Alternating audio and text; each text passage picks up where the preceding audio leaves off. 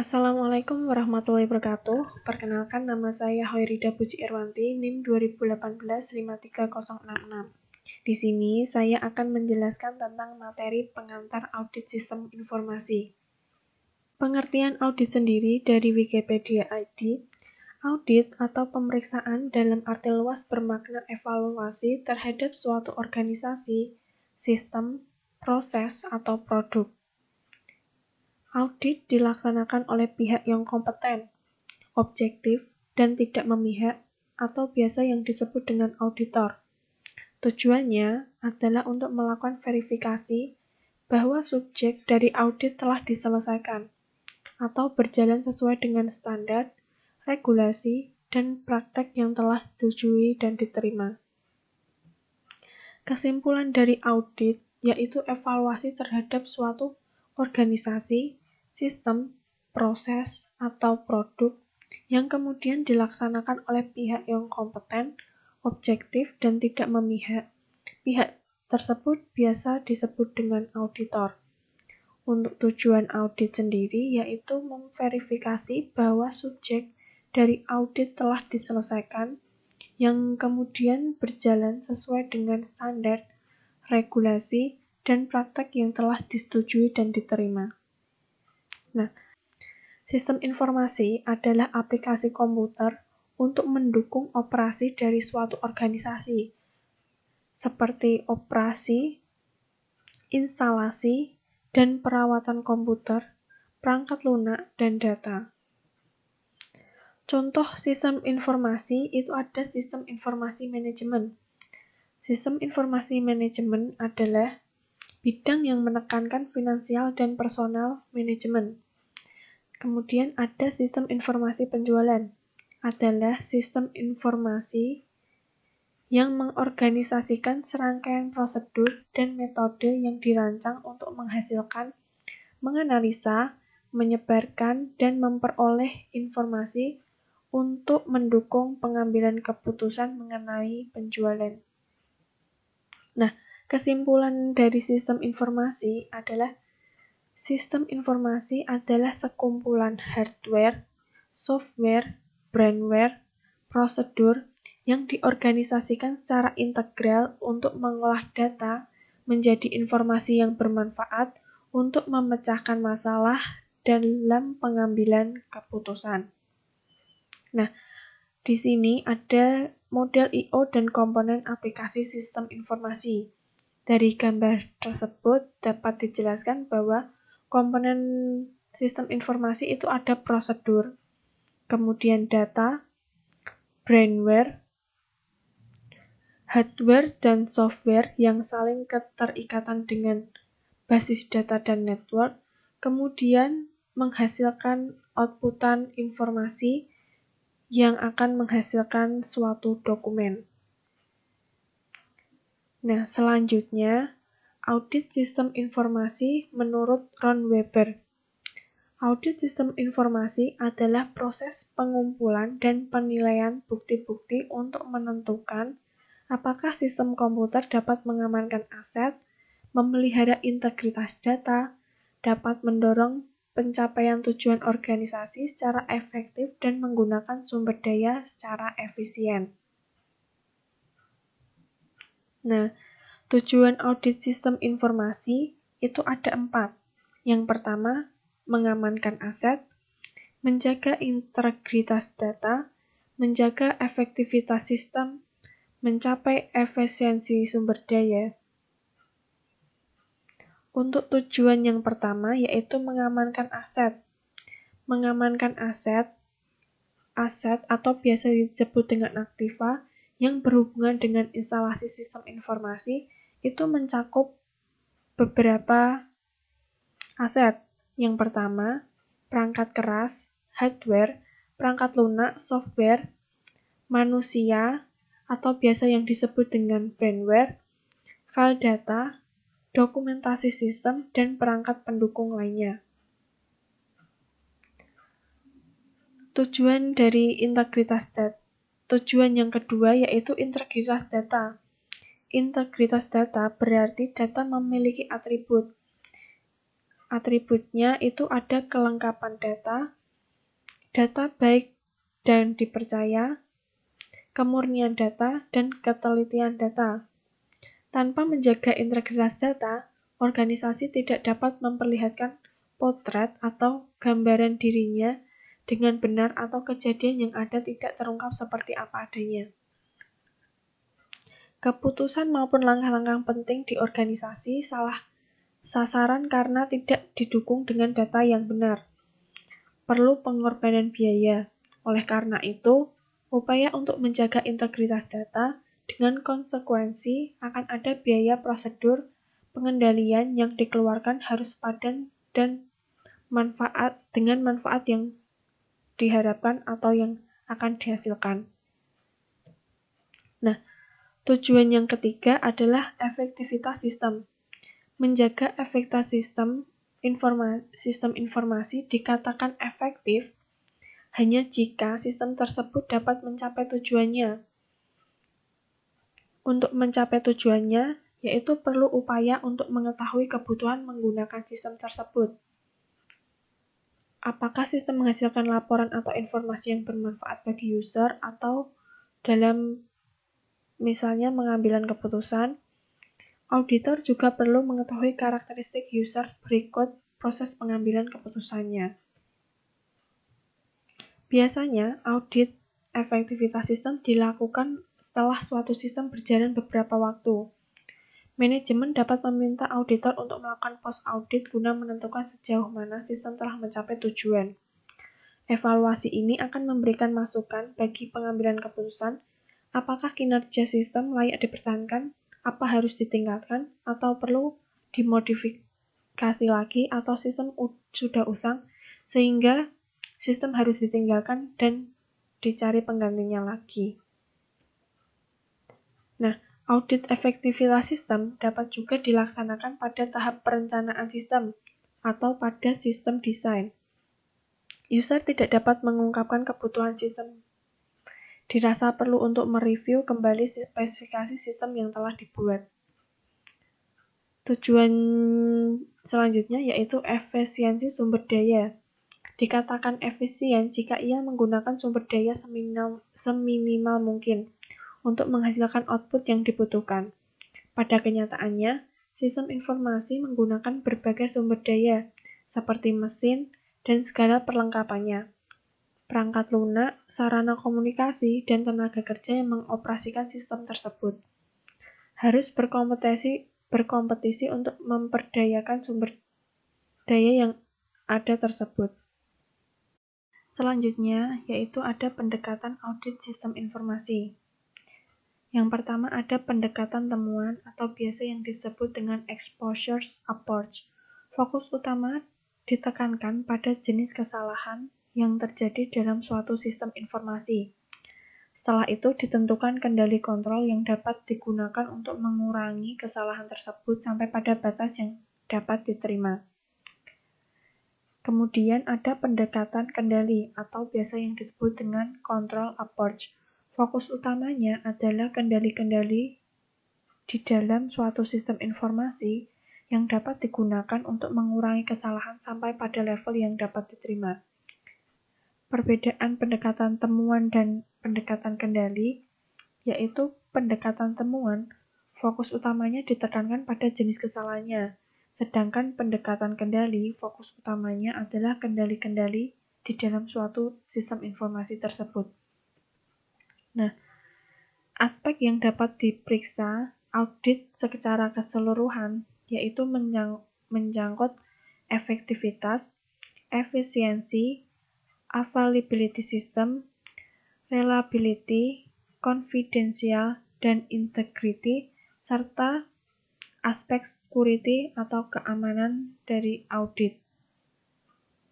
Setelah audit diperiksa secara keseluruhan, selanjutnya adalah audit atau proses, modifikasi program, audit atas sumber data, dan data file.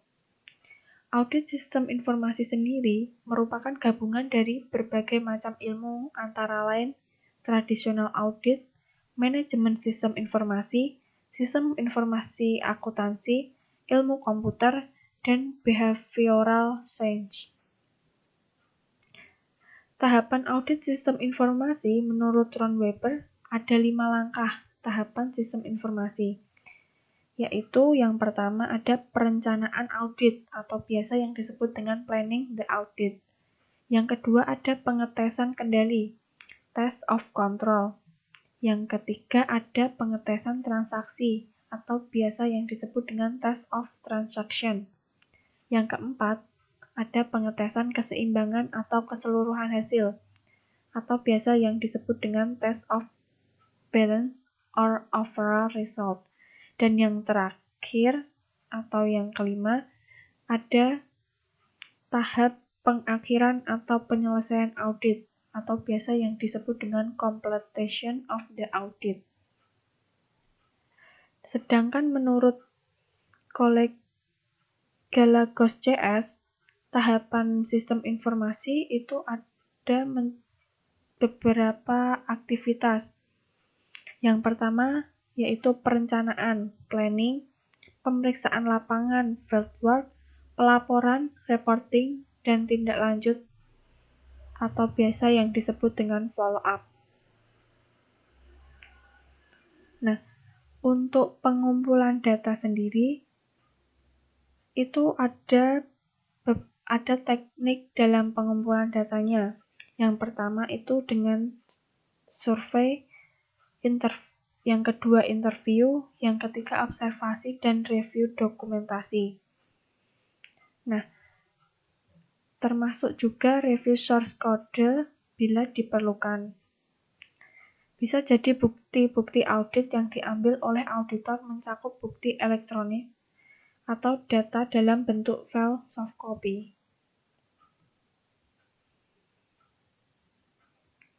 Untuk metode pengumpulan data, dalam proses pengumpulan bukti ini ada beberapa cara yang sering dipakai, yaitu yang pertama ada audit around computer, yang kedua ada through computer, dan yang ketiga ada audit with computer. Nah, yang pertama, jika tingkatan pemakaian teknologi informasi tinggi, maka audit yang dominan digunakan adalah audit with computer. Biasa disebut dengan teknik audit berbantuan komputer atau menggunakan CAAT atau Computer Aided Auditing Technique. Nah, fungsinya yaitu untuk menganalisa data, misalnya saja pada data transaksi penjualan, pembelian, transaksi aktivitas persediaan, aktivitas nasabah, dan lain-lain. Tentunya, untuk aspek security ada kalanya auditor dituntut untuk mempunyai keahlian teknis yang cukup memadai untuk menguji keamanan sistem tersebut.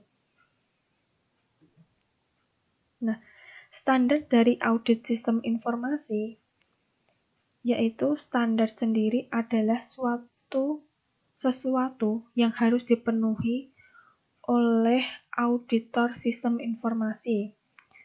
Standar yang digunakan dalam mengaudit teknologi informasi adalah standar yang diterbitkan oleh ISACA, yaitu ada ISACA is Auditing Standard. Selain itu, ISACA juga menerbitkan is Auditing Guidance dan is Auditing Procedure.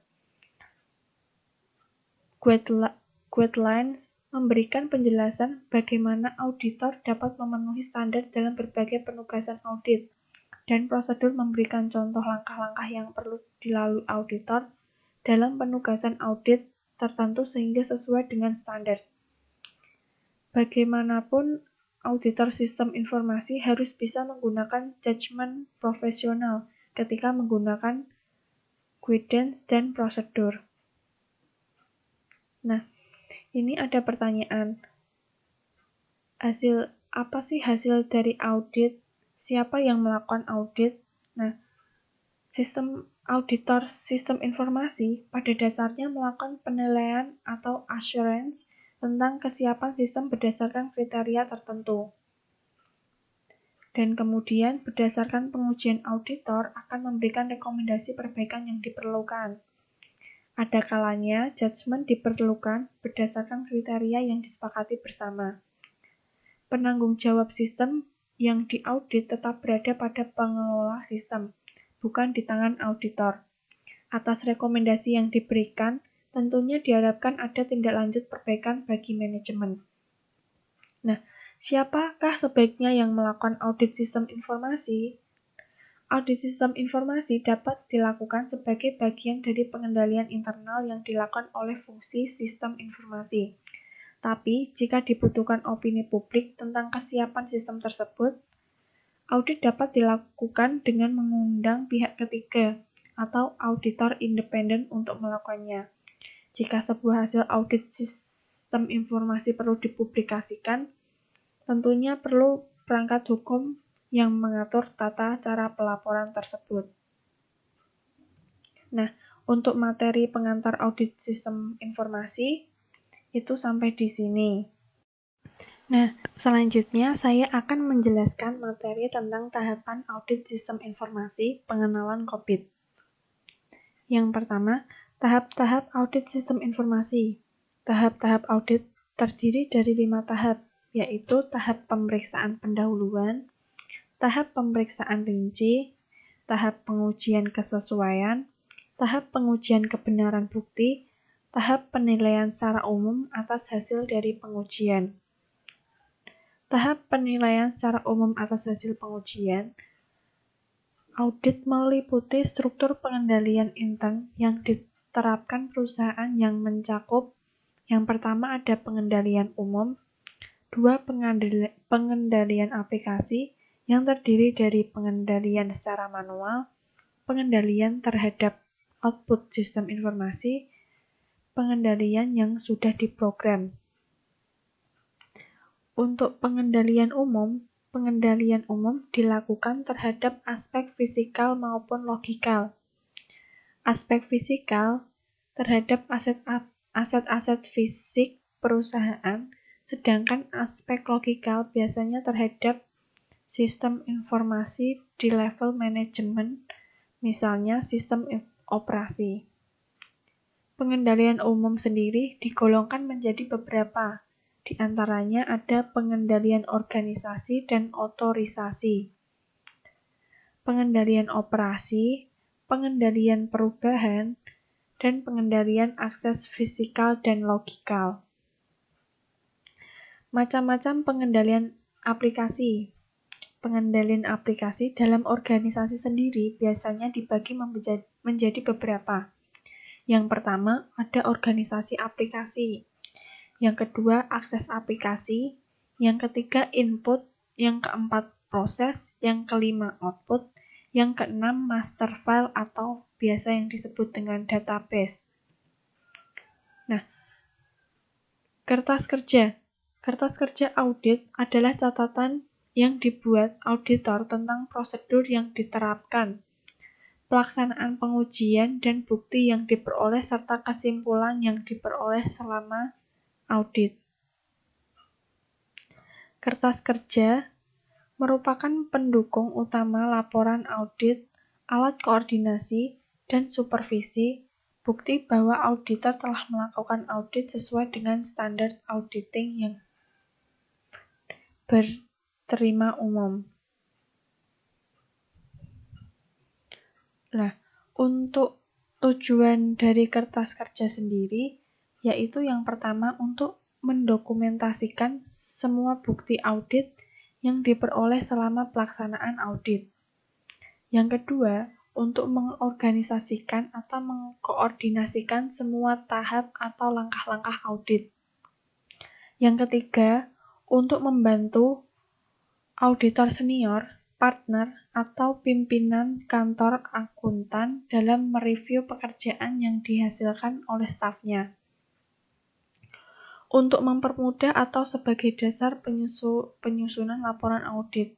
Yang kelima, sebagai bukti dan penjelasan secara rinci atas pendapat auditor serta temuan-temuan yang telah dilaporkan dalam laporan audit. Nah, Untuk pedoman pembuatan kertas kerja, yaitu setiap kertas kerja harus bertujuan. Setiap topik dibuatkan kertas kerja sendiri. Ada identitas judul yang jelas. Diberi indeks atau indeks silang. Semua langkah atau prosedur audit harus dijelaskan. Berisi komentar auditor yang mencerminkan kesimpulan. Ada paraf dan tanggal pembuatan atau evaluasi. Penyimpanan terpisah antara yang sudah selesai dengan yang belum selesai. Nah, jenis kertas kerja. Jenis kertas kerja sendiri ada kertas kerja neraca saldo, jadwal dan analis, memo audit dan informasi pendukung, jurnal penyesuaian, dan pengklasifikasikan kembali. Fungsi dari kertas kerja yaitu untuk pendukung pendapat auditor, membantu dalam pengarahan dan pengawasan pekerja, penyediaan catatan tentang prosedur audit yang dilakukan, pengujian yang dilakukan, informasi yang diperoleh, kesimpulan yang dicapai, menyediakan bukti bahwa audit telah diarahkan menurut standar profesional audit internal. Nah, untuk kelengkapan kertas kerja harus akurat dan lengkap. Kertas kerja harus berdiri sendiri. Dalam hal ini harus dinyatakan secara jelas bahwa pekerjaan telah dilaksanakan. Bagaimana dan dari mana sampel dipilih, tujuan kertas kerja, temuan apa saja yang telah dibuat, dan lain-lain. Setiap bagian dari kertas kerja harus terdiri dari gambaran judul, identifikasi sumber jika jelas, tanggal persiapan auditor awal, nomor indeks, dan nomor indeks kertas kerja.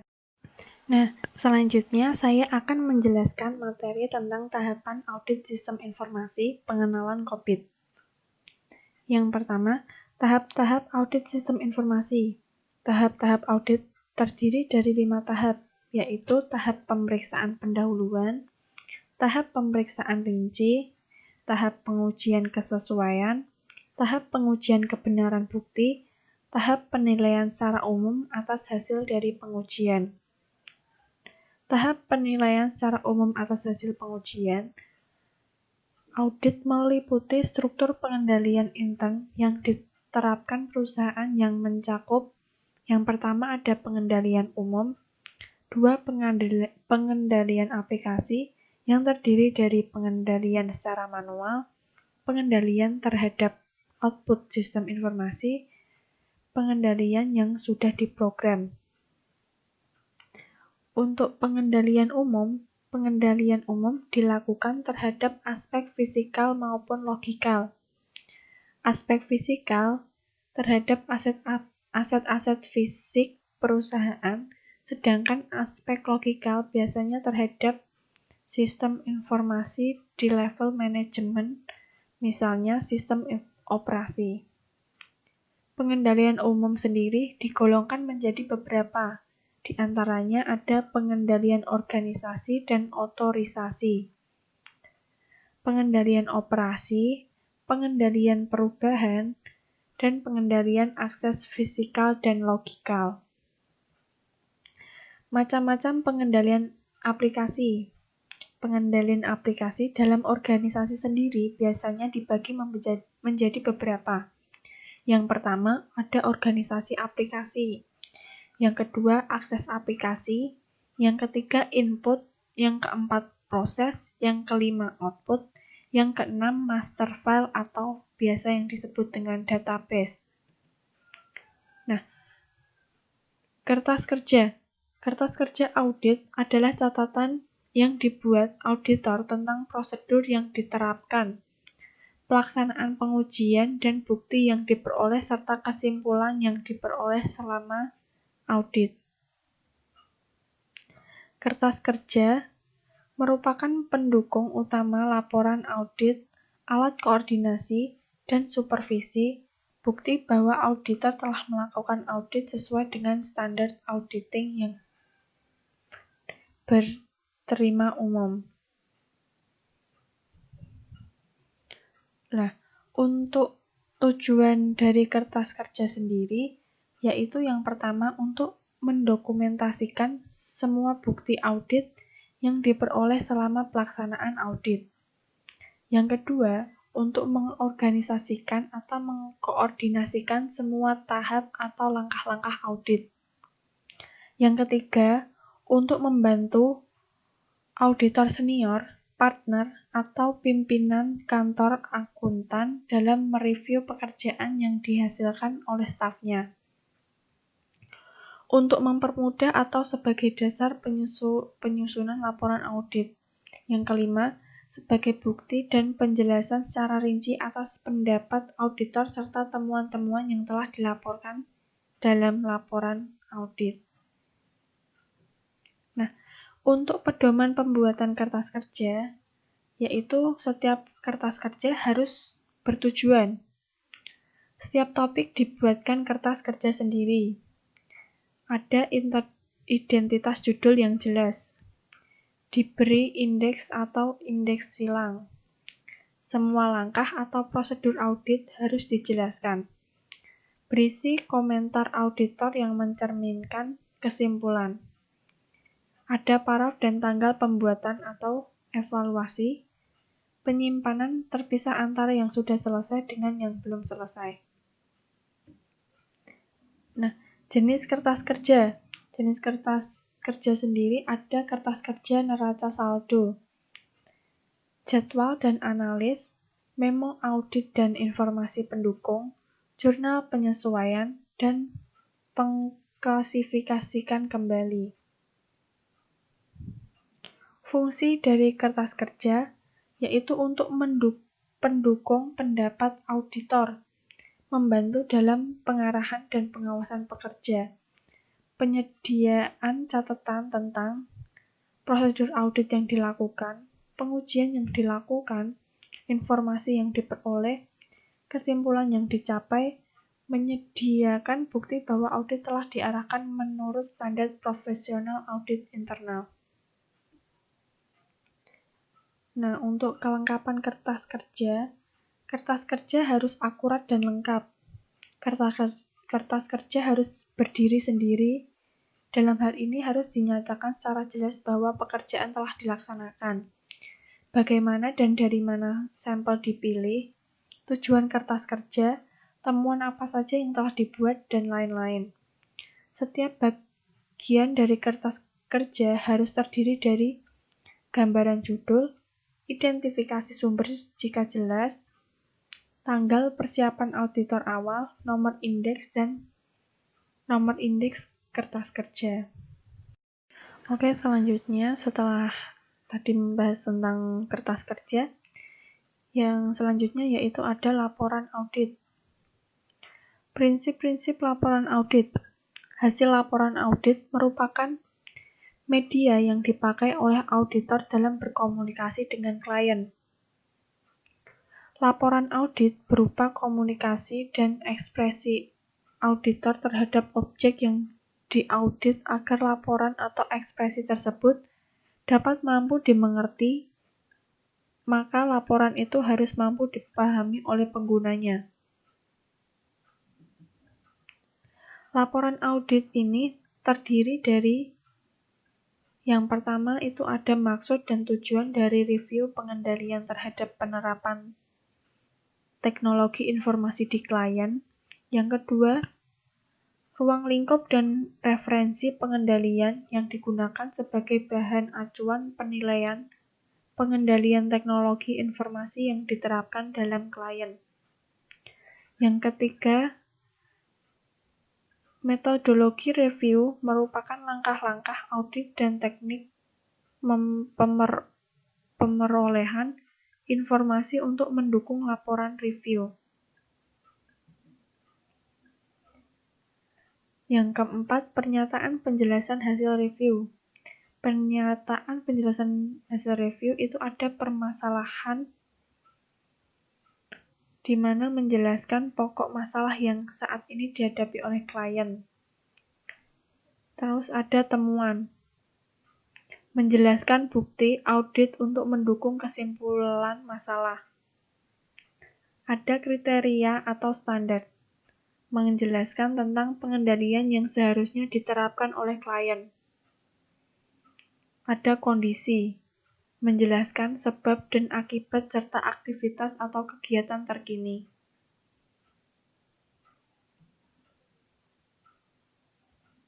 Resiko, yaitu menjelaskan potensi dan dampak negatif terhadap hilangnya atau tidak diterapkannya pengendalian. Tanggapan manajemen, yaitu menjelaskan komentar dan tanggapan manajemen terhadap permasalahan dan temuan yang telah disampaikan. Rekomendasi, yaitu menjelaskan saran-saran perbaikan dan implementasi pengendalian yang harus diterapkan dalam kegiatan atau aktivitas klien. Nah, acuan pelaksanaan audit itu pelaksanaan audit sistem informasi dilaksanakan berdasarkan risk-based approach dengan mengacu pada COVID 5.0, ISO, best practice lainnya, ISACA Guidelines, CISA, COSO, Sarbanes-Oxley, Ascent, dan SANS. Pelaksanaan audit. Pelaksanaan audit dilakukan dengan cara yang dapat dilaksanakan, yaitu yang pertama ada penyampaian kuesioner. Kuesioner pengendalian sistem informasi. Kuesioner 1 yaitu menganalisis pengelolaan teknologi informasi atau manajemen awareness. Yang ketiga yaitu kuesioner 2 yaitu analisis pengelolaan teknologi informasi tentang Information Technology Control Diagnostic. Yang kedua ada pelaksanaan wawancara. Yang ketiga, observasi. Observasi itu meliputi major application, infrastruktur pendukung data center, air conditioning, smoke detector, fire extinguisher, hydrant, dan lain-lain. Sistem operasi, database, internet, LAN dan WAN, perangkat keras dan lunak, kebijakan dan standard operation procedure. Yang keempat, ada studi kebijakan, prosedur, dan dokumentasi.